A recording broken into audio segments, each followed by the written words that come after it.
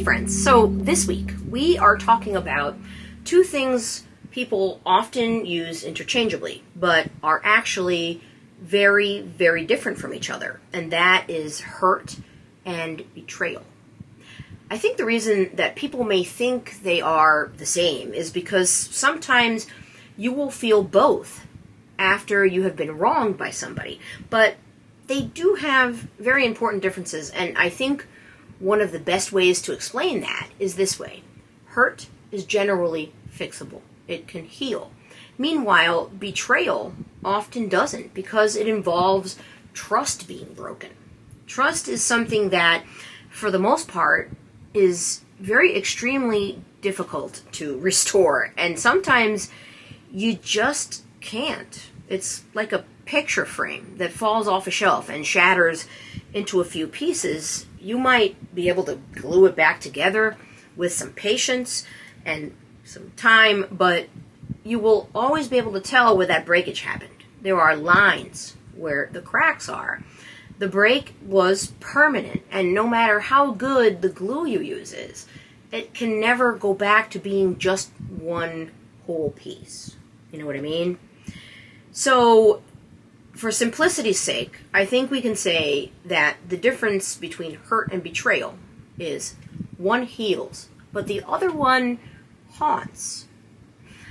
Another thing I think is really important to understand about these two things is that hurt can very much happen unintentionally. We may not have set out to hurt someone and end up doing it anyway. And while what actually matters the most is the outcome here, the intention was still not there to make them feel bad. So it counts a great deal towards whether or not that hurt can heal.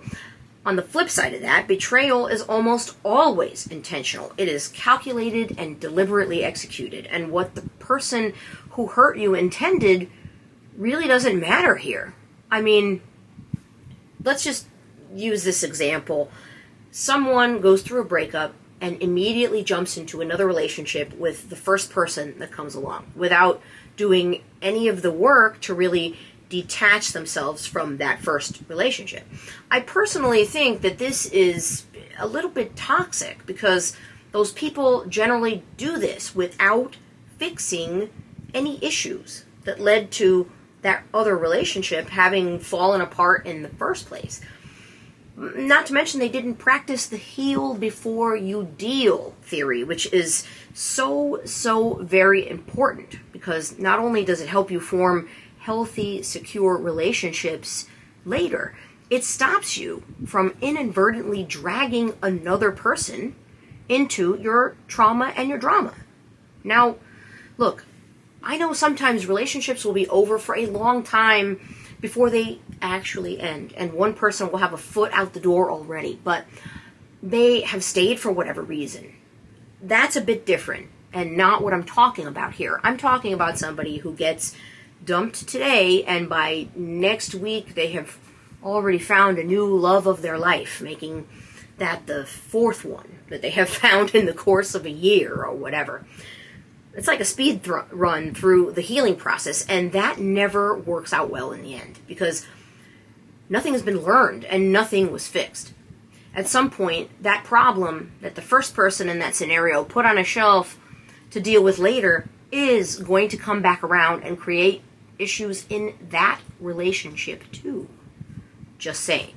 But for the purposes of this example, say that now person number one is with person number two and everything seems fine, minus the constant discussion about the person number one's ex and the constant bringing up of a trauma that caused the first person to say, oh, no, everything is over. But it's clearly not. Fast forward a few months or whatever later, and if that first ex calls person number one repentant for everything and wants to give things another shot, what's likely to happen? Person number two gets shown the door because they were not there for the reasons that most people look for love, because they want love. There are people out here who say that that's what they want, but that is not what they are actually looking for. What they are actually looking for is attention, or to make someone jealous, or to just have someone for the sake of having someone, etc. Or they want help with their children, or paying bills, or a free live-in therapist, etc. And when relationships are built on things like that, and not actual real connections, they are doomed to fail. So that situation we just talked about, is that a hurt or a betrayal? I would say it's a betrayal, because person number one knew that they were not fully over that first relationship that broke up. They did not process those emotions. They are still being dragged around like a suitcase full of rocks into everything, including their relationships with others. Time frame doesn't really matter here. By the way, I have known people who have had a traumatic breakup years and years prior, and they are still very much living in that phase of their life. It might be by circumstance, because they have connections to that person that can't be broken, like children or assets, whatever. But a lot of them, they do this by choice, because they are still salty over what happened. They were betrayed, and that betrayal is so haunting them. That ghost is going to be in the third wheel in every single relationship that they have until they exercise it. They did not do their heal before you deal work. And it's person number two who is paying for that by being discarded. This example is, now that I'm thinking about it, perfect for explaining why you really, really need to make peace, I mean real peace, with your past before you step into the future. Especially when you are involving someone else in that future. Because not doing that is unfair to both of you. When someone lets you go, friends, let go of them too.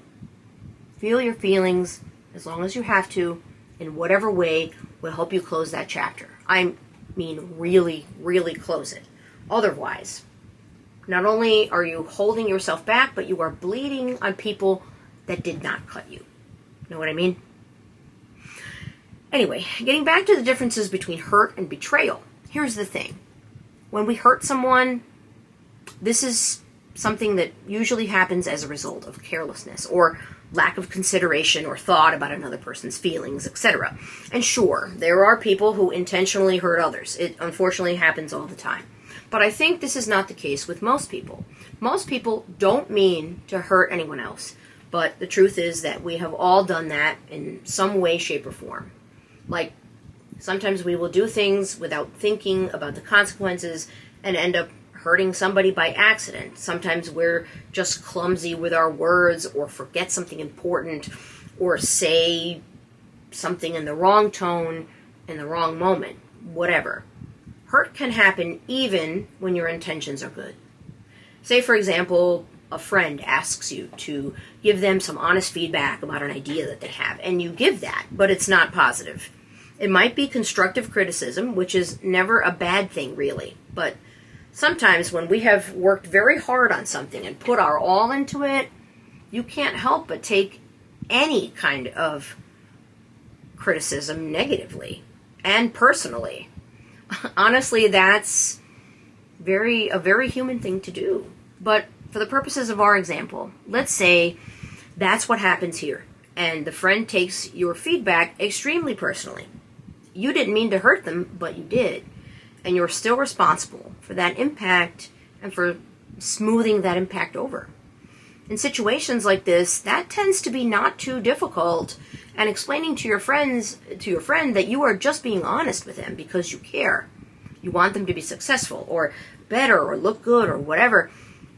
That usually goes a very long way, and I think most people realize that and take that intent into consideration in situations like that, after the sting of the criticism fades away, of course. As someone who works in a field where I create things for the last 25 years, I've heard just about every criticism you can imagine, and I stopped taking any of it personally in year one. I always consider the source too, and I don't get mad at people, especially not friends and family, who tell me to rethink things because I know that it's coming from a good place. You can also end up hurting someone after moments or seasons of personal growth. Sometimes people change how they operate because old ways were no longer serving them. And that usually means boundaries need to be redefined right along with that. Sometimes we have to set boundaries with people that we truly care about too. Not because we want to hurt them, but because it's what's best for us. So when you are on the receiving end of that, when someone sets a boundary with you, sometimes that can hurt your feelings. That's true even if hurting you was not anywhere in their plan. There was no malice there at all towards you personally. But that doesn't mean they betrayed you. It might feel like a rejection, but it's most likely not that. In fact, friends, when it comes to rejection in general, I think one of the most difficult things for us to learn in life is that rejection is rarely ever about you. It also doesn't define you. It's not a reflection of who you are. People get rejected every day for every kind of thing, for all kinds of reasons. It's a very normal part of life. It's admittedly not an easy one, but it is normal. We did a video a long time ago about rejection, but this is a topic that gets suggested to me a lot, so maybe it's time for another one. Stay tuned. Anyway, now let's shift to betrayal. Betrayal has a bit of a different flavor. It's got a little more venom in it. Betrayal isn't just, oops, I hurt you. Betrayal is, I knew this would break your trust, and I did it anyway. It is a conscious violation. There is really no nice way to put that. Betrayal is calculated and sneaky, and in some cases it can disguise itself as something a person will do because they care, even if that reasoning is a bit flimsy. Regardless of what the reason someone chooses to betray you is, there's one thing that's consistent about it, and it's this. It always violates that invisible social contract that exists between two people. Purposely doing something that your partner asked you not to do, and then hiding it and lying about it, betrayal. Telling everyone your friend's secret after you promised and swore up and down to never tell a living soul, also betrayal. Pretending to support someone's dream while actively sabotaging them and making it harder for them to achieve behind the scenes. Doorbell is ringing, somebody's here. Oh look, it's betrayal. And it's brought something else with it that you didn't order, either aside of gaslighting. I think you get the point that I'm trying to make here. Betrayal stings differently because it feels like it was a choice that was made against you. Because it generally is. You can certainly betray someone's trust without intending that to be the outcome, but the action, the betrayal itself, was a choice. Another key difference between hurt and betrayal is that intent-impact gap. With hurt, the gap is pretty wide. You didn't mean to hurt them, but the impact was real. With betrayal, intent and impact are married. You knew that this action was going to harm that other person. You knew that it was going to emotionally hurt them, but you did it anyway. It's like seeing a fire ahead of you and not only choosing to walk through it, but picking up a can of gasoline to walk through it with.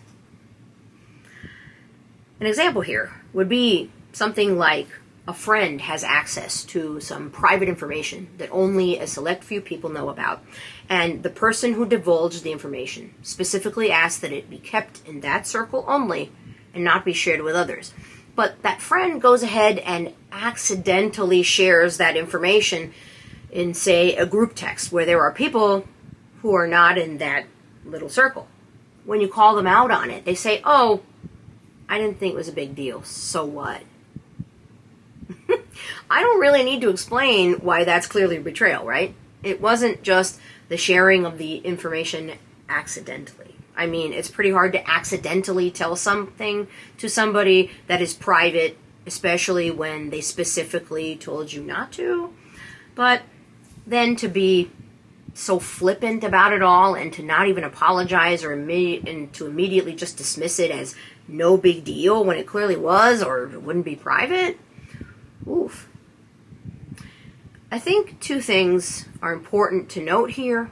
One is that other people do not get to choose what your big deal is. If something's a big deal to you, that's enough. If someone truly respects you, they will respect that. And two, people's private disclosures are one of those things that I think can transcend the parameters of the relationship. This is an unpopular belief, maybe, but it's one I generally hold with most people. If someone trusts me with something that is intensely private, even if I'm not on good terms with that person anymore, I will generally still keep those secrets because they were told to me when things were on good terms, and my loyalty isn't flexible like that, I guess. I'll be honest when I say that there are some people who have done me dirty, and they have told me some things that if this information was to make it back to certain people, it would utterly ruin their life. I'm not exaggerating. All it would take is one phone call and some receipts, but I've still not told those secrets to another soul. Does that person deserve that loyalty? No, not even a little. I mean, they didn't show that to me at all, but it's not about them. It's about my own personal code of ethics. Know what I mean? There are always exceptions where sometimes telling people the truth about something is the right thing to do, and the right thing is about the only thing that I'll ever bend that loyalty for. Otherwise, these ears are steel traps. It's just how I'm built, I guess.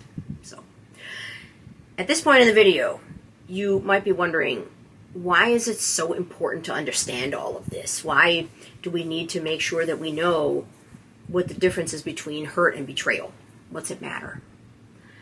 Well, because if we treat every hurt like a betrayal, we destroy the relationships that are actually worth keeping.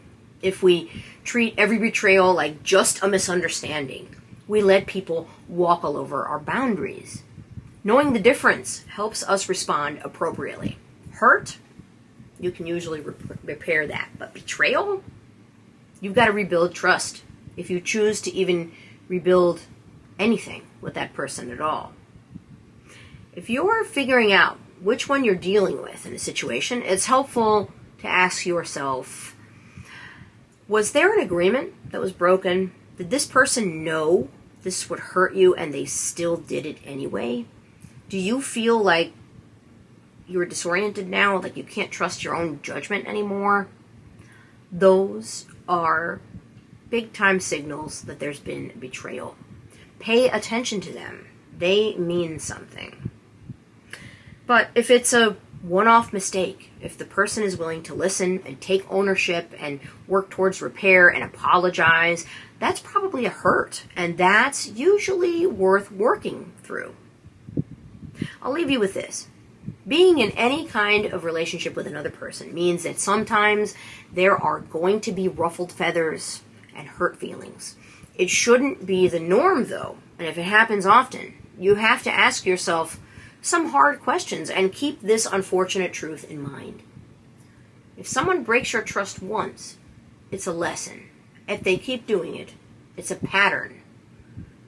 And you don't have to live in the pattern just because you love the person. Forgiveness looks different for everyone, as does healing and accountability. So give grace where it's warranted. Give distance when it's needed. And the next time someone says, I didn't mean to hurt you, wait, take a breath. Ask yourself, is this a hurt? Was it seemingly unintentional? One of the biggest indicators that they truly did not mean to hurt you is going to be what they do after. If all of that comes with an apology and it comes with changed behavior, then it's probably a hurt.